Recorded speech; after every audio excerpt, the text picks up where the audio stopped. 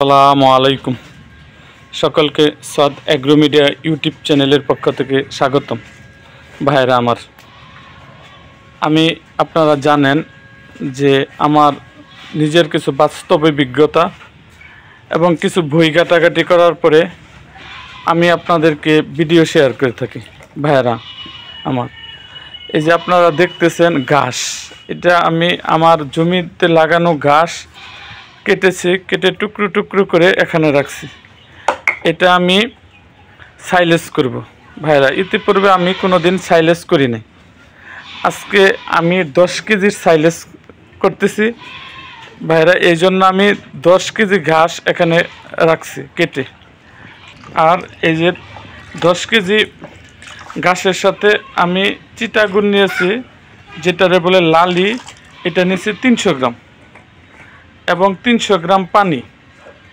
এটা মিক্সড করতেছি এবং মিক্সড করার পরে আমি এটারে ওই ঘাসের সাথে এই যে দেখতেছেন আপনারা, মিক্সড করতেছি। লালি 300 গ্রাম লালি এবং 300 গ্রাম পানি দিয়েছি। এই যে আমাদের প্রায় কাজ শেষ। এই যে দেখেন, এই যে মিশ্রণকৃত লালি এবং পানি আমরা এই ঘাসের উপরে দিয়ে দিচ্ছি। দেওয়ার পরে এই যে আমরা কি করতেছি, মিক্স করতেছি।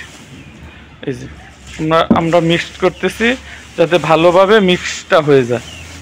এই যে দেখেন, আস্তে আস্তে পুরো ঘাসের উপরে আমরা মিক্স করব। এই দেখেন আপনারা, এই যে পুরো ঘাসের উপর আমরা মিক্স করতেছি।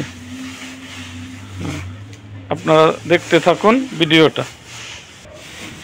সুপ্রিয় ভাইরা, এই যে আমাদের মিশ্রণ এখন শেষের পর্যায়ে। এখন আমরা মিশ্রণ পুরোপুরি করে ফেলেছি। এই দেখেন, আমরা মিশ্রণটা পুরোপুরি করে ফেলেছি। হ্যাঁ, এই যে দেখেন ভাইরা, এই যে মিশ্রণ শেষ হওয়ার পরে আমরা এই যে এই পলিথিন দেখতেছেন, এই যে এই পলিথিনের মধ্যে আমরা এই মিশ্রণটি আমরা ভরবো। এই যে দেখেন ভাই, পলিথিনের মধ্যে আমরা মিশ্রণটা ভরবো এখনো। এই যে ভাইরা আমার, এই যে আমরা পলিথিনে ভরবো সাইলেজগুলো। এই জন্য আমি পলিথিন করলাম। ভাইরা আমার, এই দেখেন আমি পলিথিনের মধ্যে কীরকম করে সাইলেজগুলো এখন ভরলাম। এই দেখতে পাচ্ছেন আপনারা। এভাবে আপনারা সাইলেজগুলো পলিথিনে ভরবেন। পরে 21 দিন আপনারা সাইলেজগুলো রাখবেন। রাখার পরে আপনারা ভেড়াকে খেতে দেবেন।